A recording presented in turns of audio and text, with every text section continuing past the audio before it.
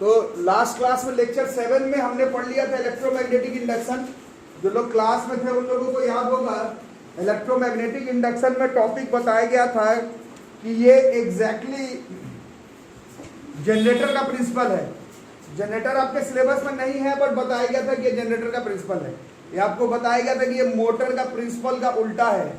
ये आपको बताया गया था कि किस तरह से magnetic flux linked with the coil change करने पर करंट इंड्यूस हो जाता है और ओम्स लॉ के हिसाब से ईएमएफ भी इंड्यूस हो जाता है। तो वो जो इंड्यूस करंट हुआ, नहीं देखा तो लेक्चर 7 में सारा देख लेना। बाकी जो लोग रेगुलर हैं, करंट इंड्यूस हो गया तो अंत में उसका भी तो डायरेक्शन पता लगाना पड़ेगा। ठीक है, यहीं पर आपका सिलेबस खत्म है क्लास 10 का, क्योंकि एक्चुअली में हम लोगों को पढ़ना था, सिलेबस आप लोग किताब देख रहे होंगे, इलेक्ट्रोमैग्नेटिक इंडक्शन का, फिर एप्लीकेशन में इलेक्ट्रिक जनरेटर पढ़ना था और फिर डोमेस्टिक सर्किट पढ़ना था। तो ये सब अब आपके इस बार के सिलेबस में नहीं है। हमारा टॉपिक बस वहीं पर खत्म है, इलेक्ट्रोमैग्नेटिक इंडक्शन। कौन कौन सा मेथड है इलेक्ट्रोमैग्नेटिक इंडक्शन प्रोड्यूस करने का, और जब इलेक्ट्रोमैग्नेटिक इंडक्शन हो ही रहा है तो जो करंट इंड्यूस होगा उसका डायरेक्शन पता लगाने के लिए एक लास्ट का रूल पढ़ेंगे, लॉ पढ़ेंगे। आज हम लोग दो लॉ है, एक को हम लोग कहते हैं लेंजेस लॉ, ये फिर 10th क्लास के बुक में नहीं दिया हुआ है बट काम पड़ता है, और जो ऑफिशियल 10th क्लास में दिया हुआ है that is Fleming's right hand. Fleming's left hand rule देखे थे, या फ्लेमिंग्स राइट हैंड रूल देखेंगे। दोनों ही रूल किस लिए इस्तेमाल होगा, दोनों ही रूल किस लिए इस्तेमाल होगा बोलो, to find the direction of, in case of, कब इंड्यूस करंट कब बनता है, इन केस ऑफ, क्या सुना नहीं दिया भाई, इन केस ऑफ इलेक्ट्रोमैग्नेटिक इंडक्शन। जब जब होगा इलेक्ट्रोमैग्नेटिक इंडक्शन तब तब magnetic flux link with the coil change होगा, तब तक करंट इंड्यूस होगा। और आज बढ़ेंगे बस कि करंट इंड्यूस होने का डायरेक्शन किस तरह से फाइंड आउट कर सकते हैं। ठीक है, तो Lenz law and Fleming's right hand rule. ठीक, लेंज लॉ आपके सिलेबस में नहीं है बट पढ़ना पड़ेगा, और फ्लेमिंग्स राइट हैंड रूल तो पढ़ना ही है वैसे भी। ठीक है, तो लेंज रूल लॉ नहीं एक्चुअली में रूल है। इसको पहले इस लॉ को, इस रूल को लिख लो, फिर इसको एक्सप्लेन भी करूंगा तो समझ में नहीं आएगा। उसके लिए परसों वाले दिन का जो चार्ट डायग्राम बनाया गया था वो डायग्राम निकालना पड़ेगा, फिर आप लोगों को थोड़ा थोड़ा लेंस का रूल जो है वो समझ में आएगा। फिलहाल लिखते हैं, this law states that induced current produced in a circuit during electromagnetic induction always flows in such a direction that it always opposes the change or cause that produces it। ठीक है, बाउंसर चला गया होगा अभी, पहले लिख लो, पहले लिख लो, लिख लो। लेंस का रूल कहता क्या है, मैं पहले ऊपर से समझाता हूं, वैसे जब तक हम लोग डायग्राम नहीं बनाएंगे नहीं समझ में आएगा, बट ऐसे लेंस का रूल कहता है कि इलेक्ट्रोमैग्नेटिक इंडक्शन के समय जो इंड्यूस करंट प्रोड्यूस होता है वो कुछ इस तरह से प्रोड्यूस होता है कि वो अपने हमेशा कॉज को अपोज कर देता है। कॉज से अपोज, इस तरह से याद करना है। जिस कॉज के वजह से आपको लगता है कि इलेक्ट्रोमैग्नेटिक इंडक्शन प्रोड्यूस हो रहा था, इंड्यूस करंट कुछ ऐसा प्रोड्यूस होता है कि ये हमेशा अपने कॉज को अपोज कर जाता है। ठीक है, पहले लिख लो, उसके बाद अभी मैं एग्जांपल के थ्रू समझाता हूं। तो पहला डायग्राम ये था, फर्स्ट डायग्राम। ये क्या है, ये देख रहे हैं हम लोग, कॉइल है, करंट कैरिंग कॉइल नहीं है, कॉइल है, और नीचे क्या लगा के रखे हैं, गैल्वेनोमीटर। एमीटर और गैल्वेनोमीटर में डिफरेंस बताया था। एमीटर तो करंट को मेजर करता है, गैल्वेनोमीटर का काम करंट को मेजर करने का नहीं है, हल्का से हल्का करंट को भी गैल्वेनोमीटर जो है वो डिटेक्ट कर लेता है। तो इस केस में क्या हो रहा है, यहाँ पर ये आपको पहला डायग्राम बनाया गया था, नजदीक आ रहा था कौन, बार मैग्नेट, और हम लोग देखे थे डायग्राम में कि यहाँ का गैल्वेनोमीटर डिफ्लेक्शन शो कर रहा था। अब इस पे थोड़ा सा तुम लोग बताओ, कॉज क्या है, कॉज यहाँ पर इंड्यूस करंट होने का क्या कॉज है, बोलो बोलो बोलो बोलो, बार मैग्नेट का मोशन। चलो ठीक, और तोड़ो इसको, और थोड़ा सा और तोड़ो इसको, और थोड़ा सा शॉर्टकट करो, थोड़ा और सिंप्लीफाई करो। मैग्नेटिक फील्ड और थोड़ा नजदीक करो, और थोड़ा नजदीक। मैग्नेटिक फ्लक्स का चेंज करना, चलो ठीक है, बहुत अच्छा बता रहा। और थोड़ा सा चेंज करोगे, और थोड़ा सा सिंप्लीफाई करोगे तो देखोगे यहाँ पर नॉर्थ पोल मेरे डायग्राम में बनाया हुआ था। अब इसका काम पड़ेगा। आप लोग जो पहले बार में बोले बार मैग्नेट का नजदीक आना कॉज है, अब थोड़ा सा और देखोगे तो पूरा बार मैग्नेट नजदीक नहीं आ रहा है। बार मैग्नेट का मेरे डायग्राम में नॉर्थ पोल नजदीक आ रहा है, ये कॉज है। कॉज है नॉर्थ पोल का नजदीक आना, ये कॉज है नॉर्थ पोल का नजदीक आना, ये कॉज है। लेंज लॉ क्या कहता है? लेंज लॉ कहता है कि अगर तुम कंफर्म हो कि यहां पर इलेक्ट्रोमैग्नेटिक इंडक्शन होने वाला है, करंट इंड्यूस होने वाला है, तो करंट का डायरेक्शन ऐसा होगा कि अपने कॉज को अपोज कर देगा। अब बताओ नॉर्थ पोल को अपोज करने के लिए इसका चेहरा का कैसा पोल होना चाहिए? हाँ, साउथ को अट्रैक्ट कर लेगा, वो अपने कॉज को अपोज करना है, नॉर्थ से अपोज करना है तो नॉर्थ बनाना पड़ेगा। मतलब इस कॉइल को अपना चेहरा कैसा बनाना पड़ेगा? इस कॉइल का ये वाला चेहरा को नॉर्थ होना पड़ेगा और इस चेहरा को साउथ होना पड़ेगा। अब जो लोग सोलेनॉइड का क्लास किए हैं उनको इसका डायग्राम डायरेक्शन याद होगा। किस तरह से होता है? सोलेनॉइड में भी साउथ से एंट्री करता है नॉर्थ के तरफ। इसका डायग्राम आपको बनाया गया था, तो किस तरह से होगा? साउथ से एंट्री, ऐसे ही था ना, ऐसे नॉर्थ के तरफ। यही डायग्राम था आपका जब हम लोग सोलेनॉइड का क्लास किए थे। जैसे ही ऐसे करेंगे, करंट का डायरेक्शन जैसे ही ऐसे हुआ तो क्या होगा? ये वाला चेहरा इस कॉइल का कैसा बिहेवियर शो करेगा? नॉर्थ पोल जैसा, ये साउथ पोल जैसा। और ये क्या करेगा? अपने कॉज को अपोज कर जाएगा और इसी डायरेक्शन में ये जो बना, इसी डायरेक्शन में करंट इस गैल्वेनोमीटर में रीडिंग शो करेगा। इस तरह से हम लोग लेंज रूल के मदद से इंड्यूस करंट का डायरेक्शन फाइंड आउट कर सकते हैं। कॉज को अपोज करना, पहले कॉज पहचानो, कॉज को जिधर से भी अपोज हो रहा होगा करंट का इंडक्शन जो होगा उसका डायरेक्शन उसी तरह से होगा। ठीक है, अब कॉज को अपोज, ऐसे ही हम लोग को लेंज लॉ याद करना। ठीक है, तो this was the second diagram. इसमें एक प्राइमरी कॉइल था, करंट कैरिंग कॉइल, दूसरा कॉइल था, कॉइल है, करंट कैरिंग कॉइल नहीं है।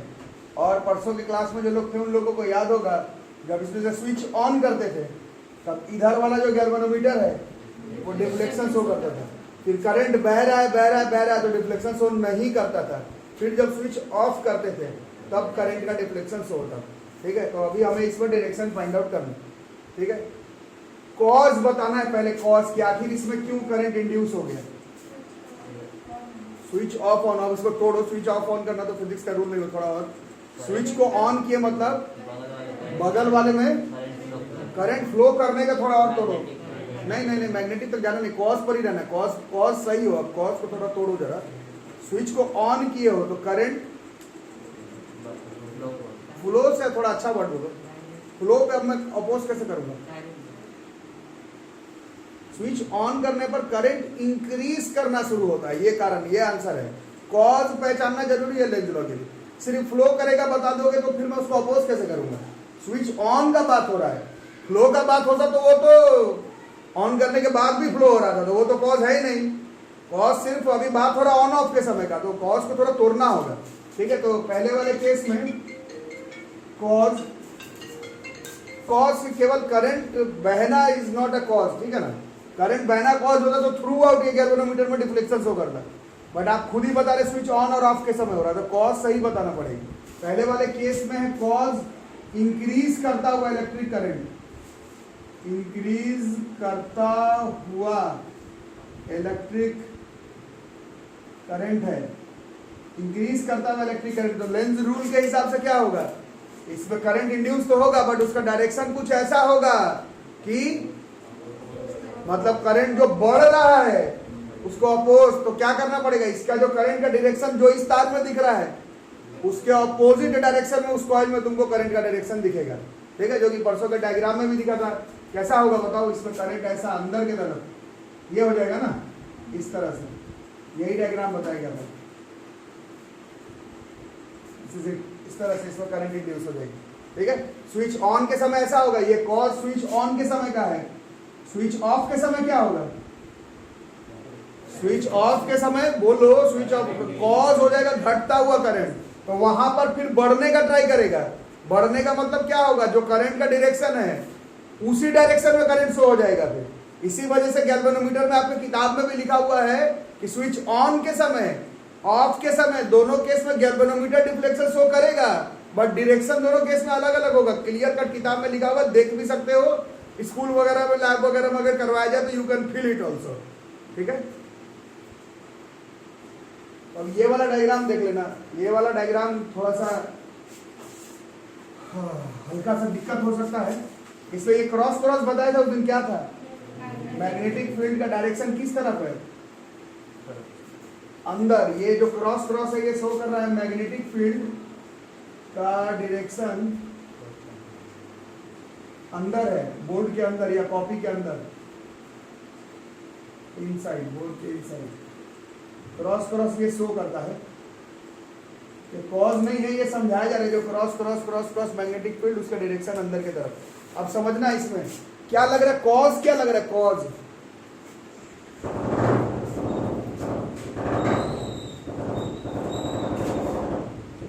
हाँ बोलो, कॉज बोलो। परपेंडिकुलर में मोशन, थोड़ा और इसको थोड़ा ध्यान दो। क्या करें, तो इधर मोशन था ना, डायग्राम में था ना, इसको इधर खींच रहे थे। कुछ लोग बता रहे मोशन कॉज है, 100% मोशन कॉज है, बट लेंज लॉ में ऐसे बोलने पर नहीं चलेगा। मोशन को कॉज करोगे तो अपोज कैसे करूंगा मैं, तो मोशन को कैसे अपोज किया जाए, है ना, थोड़ा तोड़ना पड़ेगा इसको। अब मैं बताता हूं, देखना ध्यान से।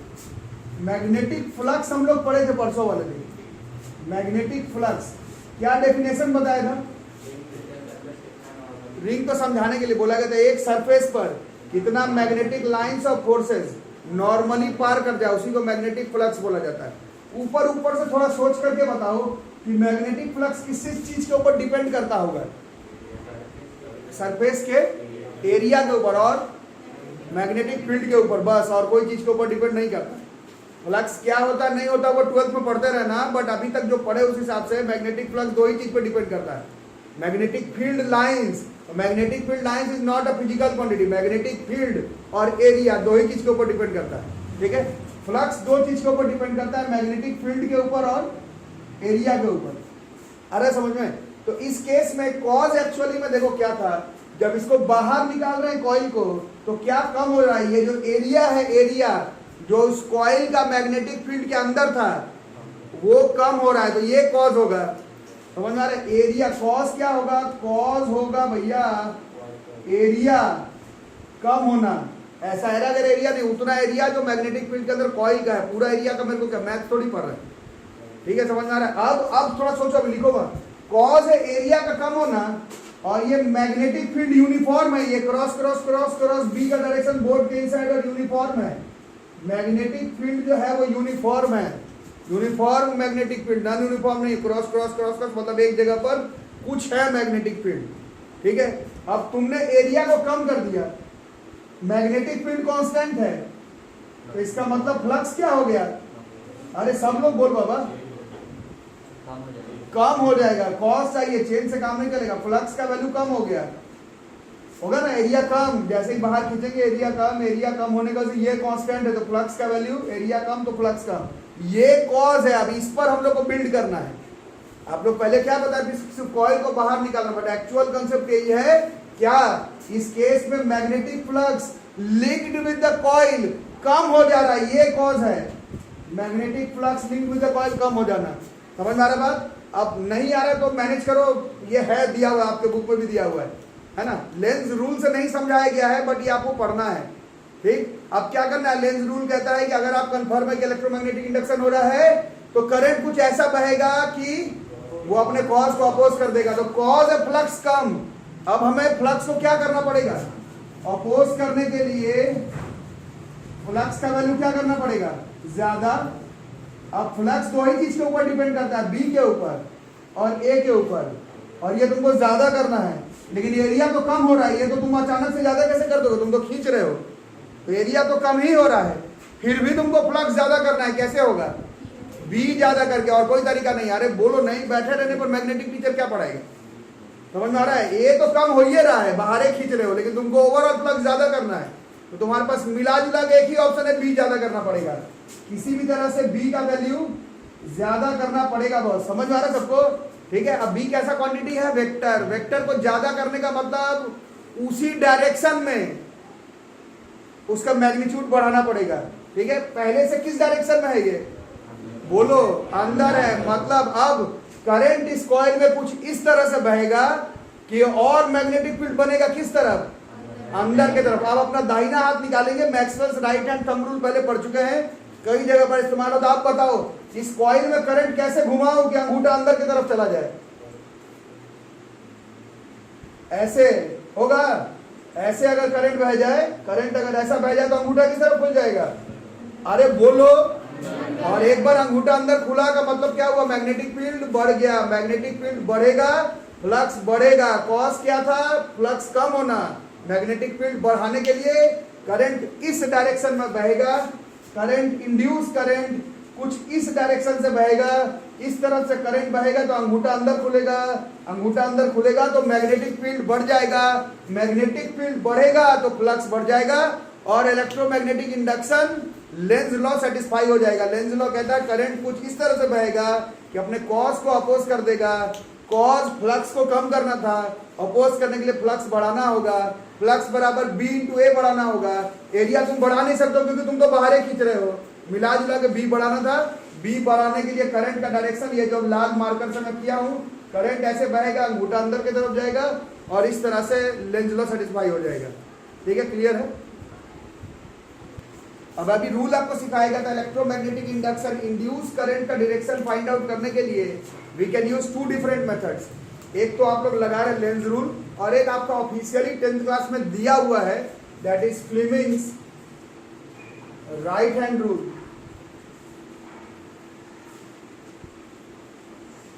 बुक से देख करके पहले डेफिनेशन कॉपी में लिख लो। डेफिनेशन लिख दो, मैं पहले समझाता हूं, अभी लिखना बाद में।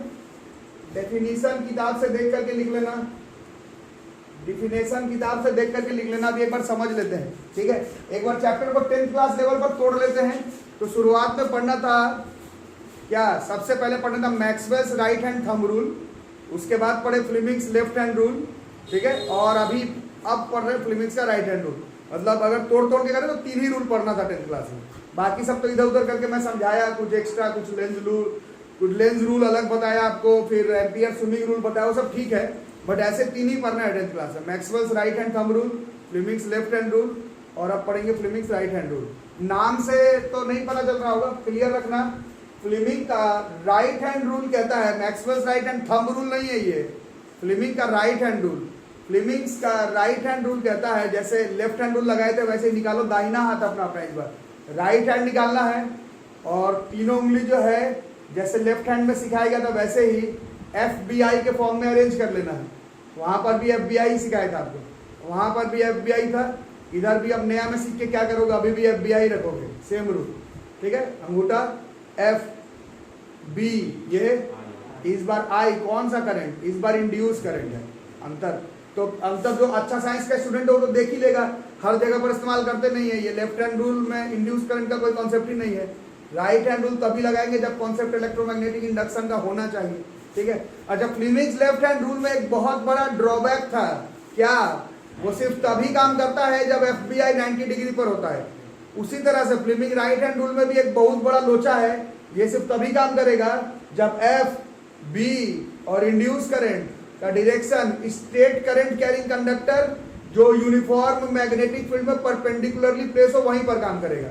नहीं तो कौन सा रूल लगाएंगे? अभी तो अरे नहीं, लेंज रूल तब से पढ़ा रहा हूं, सब तरह के शेप में लेंज रूल लगाना है। लेंज रूल 100% लॉ है, हर जगह पर काम करेगा।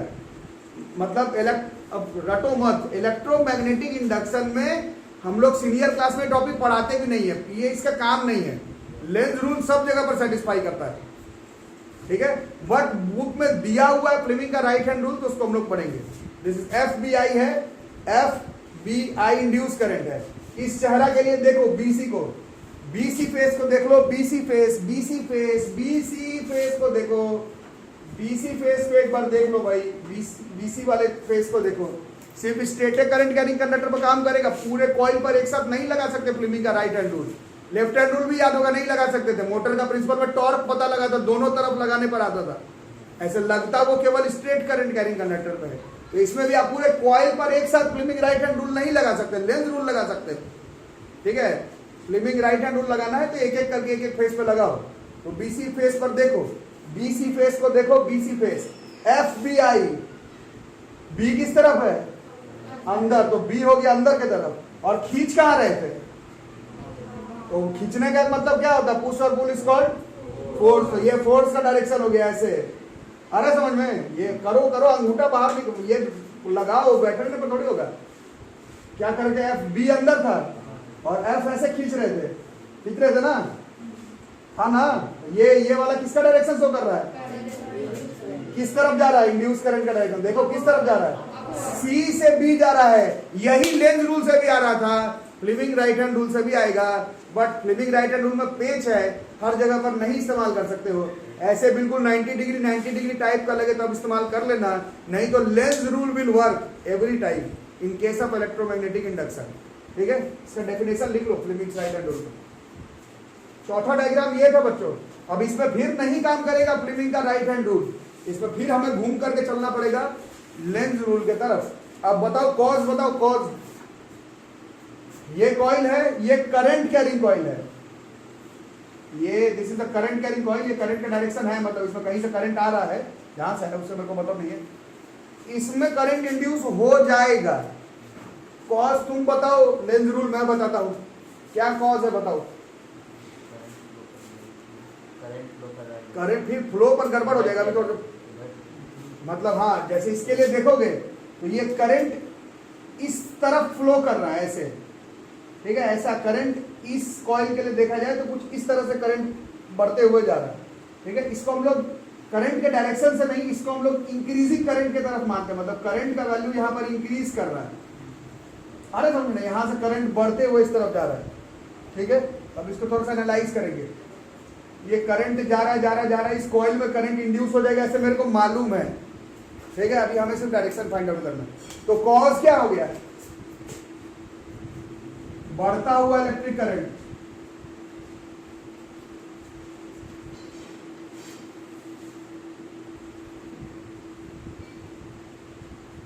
ठीक है, ये करंट बढ़ रहा है, लेकिन ये एक्चुअली में कॉज नहीं है, अभी कॉज पता चलेगा थोड़ी देर में।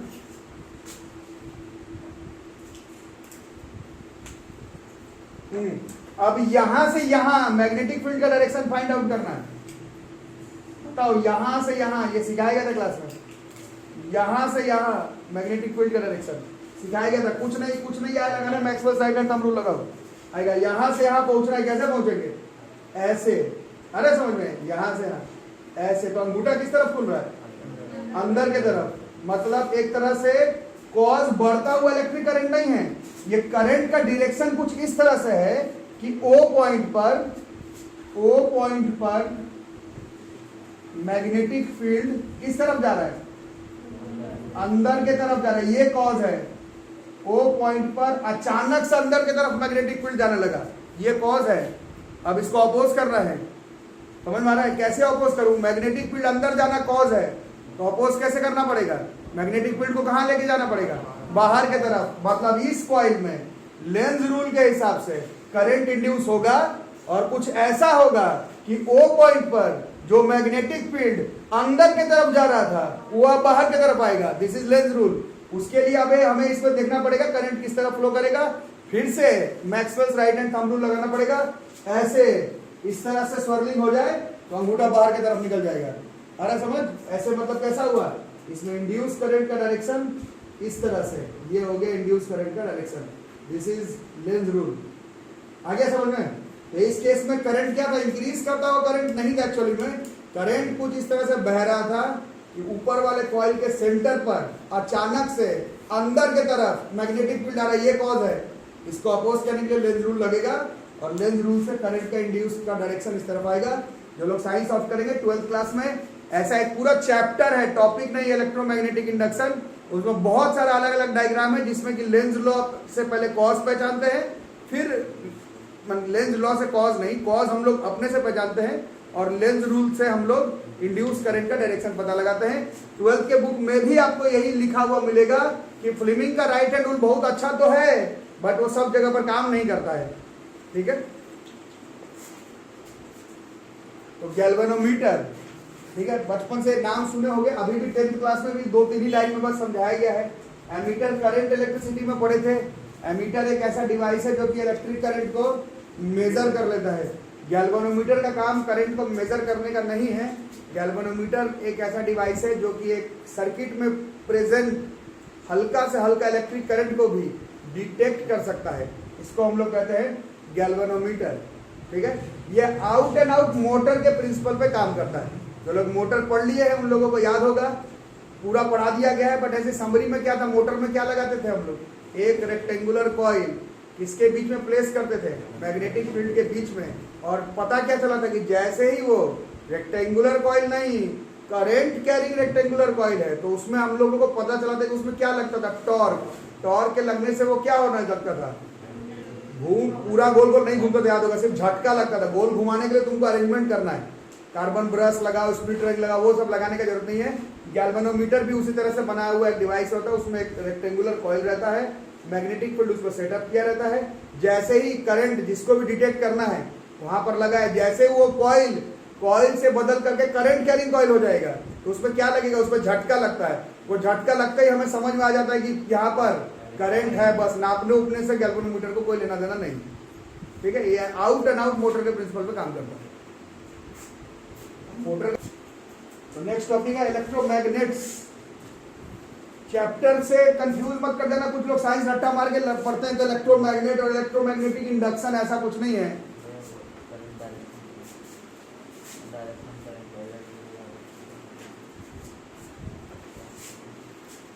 तो इलेक्ट्रोमैग्नेट और इलेक्ट्रोमैग्नेटिक इंडक्शन का कोई कनेक्शन नहीं है। इलेक्ट्रोमैग्नेट किसको कहते हैं, हम लोग टॉपिक पढ़ रहे थे कि एक स्ट्रेट करंट कैरिंग कंडक्टर से, यहीं से चैप्टर स्टार्ट हुआ था, बताया गया था कि एक स्ट्रेट करंट कैरिंग कंडक्टर से हम लोग मैग्नेटिक फील्ड प्रोड्यूस कर सकते हैं, यही चैप्टर का नाम था।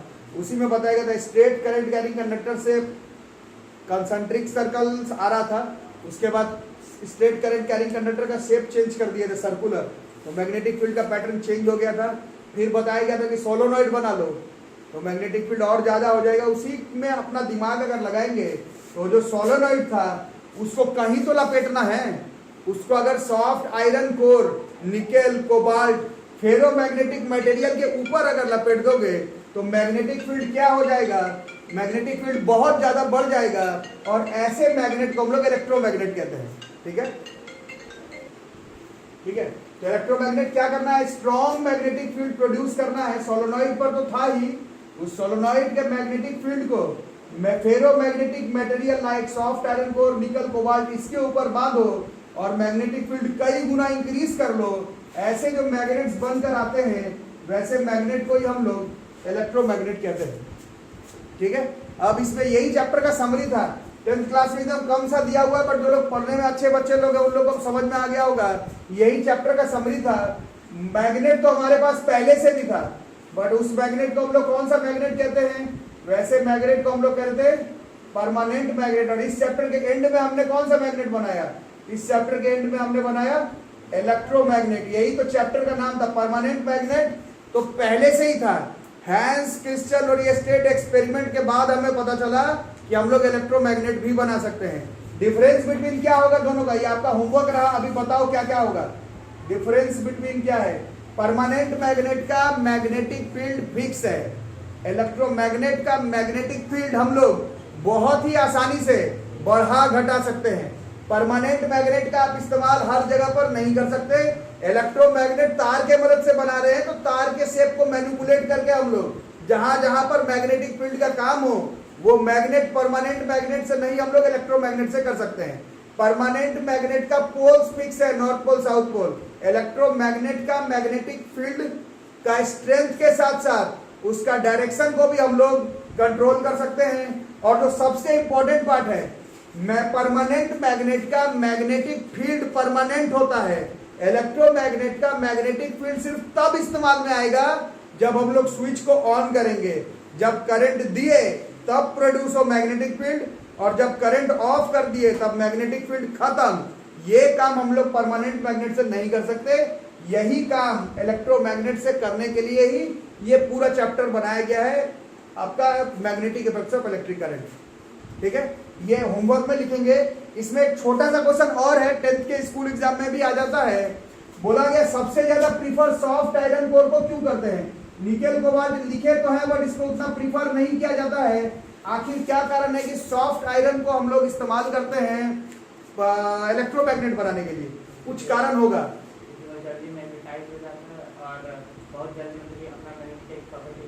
हाँ, ये इसका मेन आंसर होगा। वैसे इसमें दो आंसर होगा। पहला आंसर तो ये है कि हमें करना क्या, मैग्नेटिक फील्ड को इनहैंस करना है। तो कॉमन सेंस है कि निकेल कोबाल्ट से आयरन का मैग्नेटिक फील्ड ज्यादा ही है, फेरोमैग्नेटिक मटेरियल में उसका स्ट्रेंथ ज्यादा है, ये कारण होगा। और दूसरा एक बहुत बेसिक कारण है, आयरन निकल कोबाल्ट के कंपैरिजन में जैसे ही स्विच को ऑन करते हैं तो मैग्नेटाइज भी बहुत जल्दी होता है, और जैसे ही स्विच ऑफ करते हैं तो डीमैग्नेटाइज भी बहुत जल्दी हो जाता है। ये खास कारण है। दो कारण होगा, एक तो इसका स्ट्रेंथ ऑब्वियस है, मैग्नेटिक फील्ड का स्ट्रेंथ निकेल कोबाल्ट से आयरन का ज्यादा होता है, और दूसरा आंसर ये है स्विच को ऑन मतलब इलेक्ट्रिक करंट देने पर मैग्नेटाइजेशन जल्दी और डीमैग्नेटाइजेशन क्विकली होना बहुत जरूरी है। नहीं तो क्या इलेक्ट्रोमैग्नेट तुम्हारे क्या काम आएगा? स्विच ऑन कर रहे वो हो ही नहीं रहा है मैग्नेटाइज, तो इसका फायदा क्या हुआ, है ना? तो एकदम फटाफट इलेक्ट्रोमैग्नेटाइज हो जाना और जितना जल्दी हो सके अपना मैग्नेटिक प्रॉपर्टी जो गेन किया उसको डीमैग्नेटाइज कर देना, ये आयरन का निकल कोबाल्ट के कंपैरिजन में बहुत ज्यादा है। ठीक है, इतना ही नहीं, हम लोग सीनियर क्लासेस में पढ़ेंगे कि निकल कोबाल्ट में क्योंकि बार बार ये मैग्नेटिज्म होने में और लॉस होने में काफी टाइम लगता है। इस वजह से धीरे धीरे अगर आप निकेल कोबाल्ट का ही इस्तेमाल करेंगे तो वो इलेक्ट्रोमैग्नेट से बदल करके परमानेंट मैग्नेट में कन्वर्ट हो जाता है। सबसे बढ़िया मैग्नेटाइज होना, डीमैग्नेटाइज होना और स्ट्रेंथ ज्यादा होना, ये आयरन का, सॉफ्ट आयरन कोर का ही प्रॉपर्टी है। ठीक है, तो ये इस चैप्टर का समरी है। अंत में हमें इलेक्ट्रोमैग्नेट ही बनाना था। पूरा चैप्टर यहाँ पर खत्म। डोमेस्टिक सर्किट और इलेक्ट्रिक जनरेटर बोर्ड्स के एग्जाम में नहीं आ रहा है। वैसे बढ़िया साइंस का स्टूडेंट इसको जरूर पढ़ेगा घर पर अपने से, मेरे से अलग से पूछ लेना, मैं बता दूंगा। इस बार बोर्ड्स के एग्जाम में नहीं आएगा। ठीक है, यहाँ पर ये चैप्टर होता है हमारा कंप्लीट।